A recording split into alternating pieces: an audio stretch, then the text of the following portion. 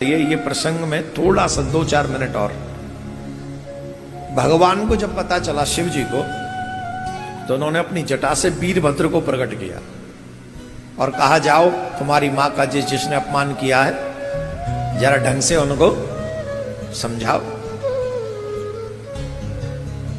ये जो दक्ष प्रजापति थे ये नारायण भगवान के भक्त थे, ये नारायण की भक्ति करते थे। जब दक्ष प्रजापति के यज्ञ में विघ्न होने लगा और वीरभद्र ने आकर तोड़फोड़ की और तमाम ऋषियों को ढंग से समझा दिया वीरभद्र ने और उनकी सेना ने, तो जानते हो क्या हुआ?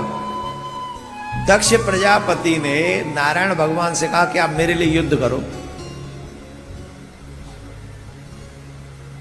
वीरभद्र से युद्ध करो।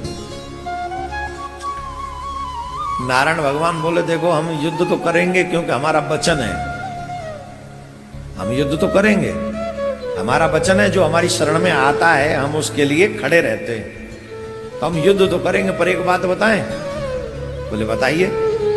अब तुम्हें बचा कोई नहीं सकता। अरे महाराज आप हमारे स्वामी, आपके रहते हुए हमारा क्या होगा? बोले जो शिव का द्रोह करे उसे मैं तो क्या शिव भी नहीं बचा सकते। बचेगा नहीं, तू बचेगा नहीं। पर क्योंकि मैंने वचन दे रखा है इसलिए हम तेरे लिए लड़ेंगे। तो शंकर भगवान के उस पुत्र के साथ, वीरभद्र के साथ भगवान नारायण लड़ने के लिए पहुंचे। और जब नारायण भगवान लड़ने के लिए पहुंचे तो वीरभद्र ने बड़ा उल्टा सीधा बोला नारायण भगवान को, बहुत उल्टा सीधा, ऐसे ऐसे शब्दों का प्रयोग किया वीरभद्र ने। और नारायण मुस्कुराते रहे। वीरभद्र ने कहा, बड़े निर्लज्ज हो, मुस्कुरा रहे हो।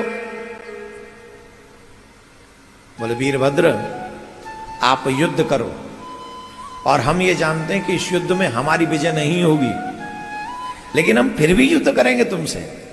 क्यों? बोले तुम नहीं जानते, मैं और शंकर भगवान दोनों ही हम स्वतंत्र नहीं हैं।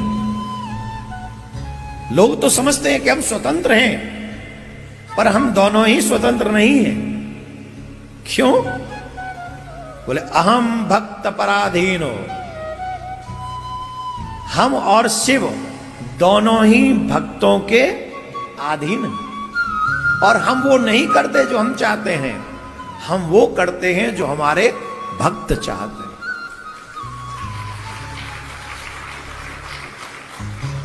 आज वीरभद्र से युद्ध करने के लिए नारायण अपनी मर्जी से नहीं आए, वचनबद्ध होके आए हैं। इसलिए दक्ष प्रजापति के साथ खड़े हैं, वो युद्ध कर रहे हैं। लेकिन आप राम अवतार का युद्ध देखिए।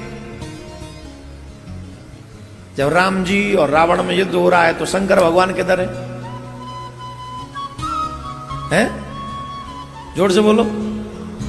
स्वयं शंकर भगवान कह रहे हैं रामचरितमानस में, हम उमा रहे ते ही संगा, देखत रहे राम रण रंगा। हे पार्वती, मैं भी उस समय रावण के साथ में था। प्रभु आप रावण के साथ? बोले हाँ, रावण की सेना में ही था मैं तो।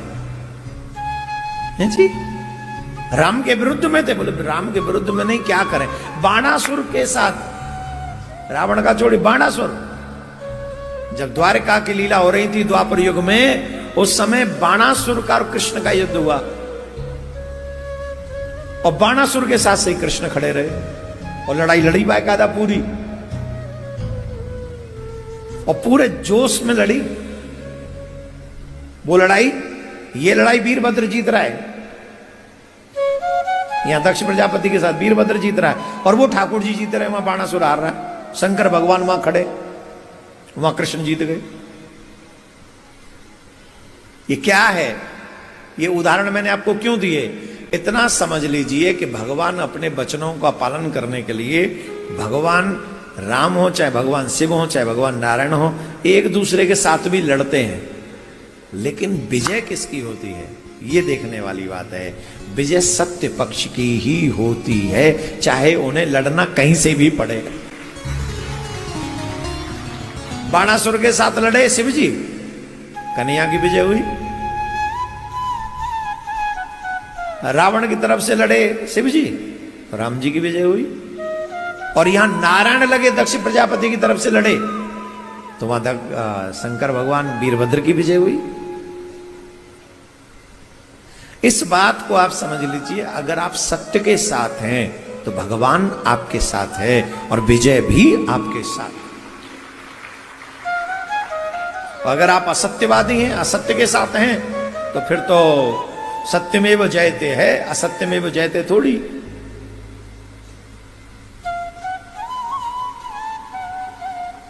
बोले मैं जानता हूं इस युद्ध में तुम्हारी विजय होगी, पर हम और शिव भक्त के अधीन हैं, इसलिए हमसे युद्ध करो और जम के युद्ध करो, हमसे जो जानते हो सब प्रयास करो। अंत में रण छोड़ के भाग गए नारायण भगवान, क्योंकि वो होना ही था। और फिर दक्ष प्रजापति का सर काट दिया। शंकर भगवान को दया आई, बाद में उसको जीवित कर दिया, बकरे का सर लगा दिया, बाद में वो बम बम बम बम बम बम बम। अब थोड़ा सा प्रसंग पार्वती जी के प्रसंग की ओर चलें, और इस प्रसंग को हम थोड़ा विस्तार से आधुनिक समस्याओं को देखते हुए कहेंगे।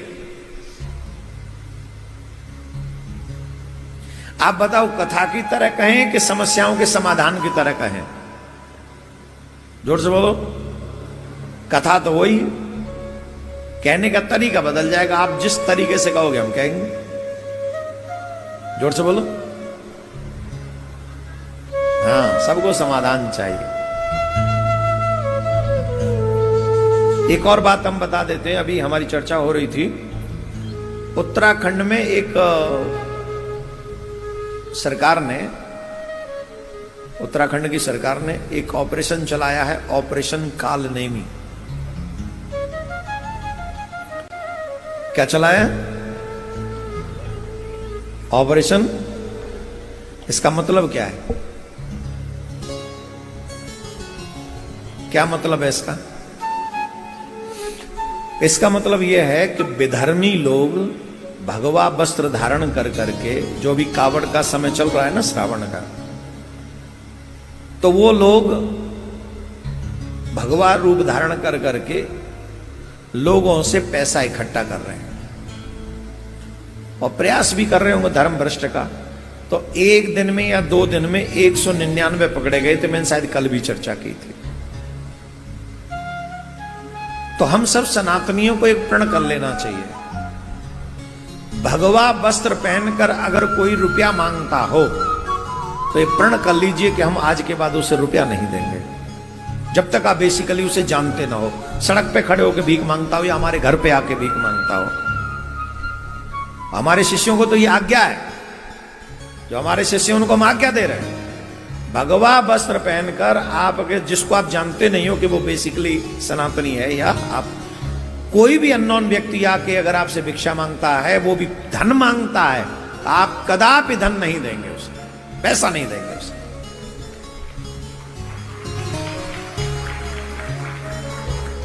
अगर मांग रहा है तो रोटी दे दो, वस्त्र है तो वस्त्र दे दो, लेकिन पैसा नहीं दोगे। आप भी सावधान रहिए। अब मैं ये बात क्यों कह रहा हूं? हमारे शास्त्रों में इस बात का प्रमाण है कि अगर धन का दान उस व्यक्ति को दे दिया जो उसका अधिकारी नहीं है, तो उस दान का असर ये होगा कि तुम्हें निर्धन बना के चला जाएगा वो दान। तुम निर्धन हो जाओगे। ये जो माताएं बड़ी दयावान हो जाती है ना, लिया और किसी को भी पकड़ा दिया और वो आके वो कुछ कर देते हैं, फिर ये अपनी चूड़ियां उतरवा ले जाते हैं, कान के उतरवा ले जाते हैं, और फिर कहते हैं गुरुजी ऐसा ऐसा हो गया। गुरुजी क्या करें, हो गया। अननोन लोगों को आज के युग में अपने घर में मत आने दो, घर के बाहर ही दे दो जो कुछ देना है। और हम तो कह रहे हैं आपके घर में अगर कोई हो तो जब बाहर का कोई आए तो ये कान बांध के भी ढक के जाओ। बहुत राक्षस लोग घूम रहे हैं। तो ऑपरेशन जो कालनेमी चल रहा है, हमको लगता है ये सिर्फ उत्तराखंड में ही नहीं, ये तो पूरे देश में ऑपरेशन कालने भी चलना चाहिए, जिससे ये झिंगुर बाबा टाइप के तमाम लोग पकड़े जाएं। धीरे बजाओ, अभी तुम लोग ऐसे ही हो।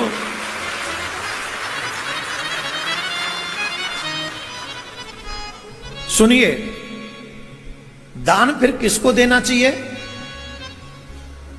दान उस व्यक्ति को देना चाहिए, उस ब्राह्मण को देना चाहिए जो ब्राह्मण गायत्री का दान जाप करता हो। और जो ब्राह्मण गायत्री का जाप करता हो, ऐसे ब्राह्मण को दान देने पर सत्यलोक में, जहां ब्रह्मा जी वास करते हैं, वह सत्यलोक में 10 वर्षों तक, यहां के नहीं, देवताओं की 10 वर्ष, देवताओं की 10 वर्ष माने बहुत समय हो गया। देवताओं की 10 वर्षों तक वो सत्यलोक माने ब्रह्मा जी के लोक में वास करता है। और जो भगवान के भक्तों को, मीन्स वही गायत्री मंत्र जाप करने वाले ब्रह्मा जी के उपासक है, ज्ञान के उपासक है, वो सत्यलोक जाएंगे। और अगर कोई भगवान के उपासक है, जैसे नारायण के, राम जी के, कृष्ण जी के, तो वो लोग जो हैं साकेत जाएंगे, गोलोक जाएंगे। जो गायत्री मंत्र को जाप करने वाले लोगों को दान करते हैं, और जो शिव को मानने वाले लोग गायत्री मंत्र का जाप करने वाले या शिव पंचाक्षरी मंत्र का जाप करने वाले ब्राह्मण को दान देते हैं, तो वो कैलाश पर्वत पे शंकर भगवान के साथ वास प्राप्त करते हैं। तो सुयोग्य व्यक्ति को ही धन का दान करना, वस्त्र का दान भी सुयोग्य को ही करें।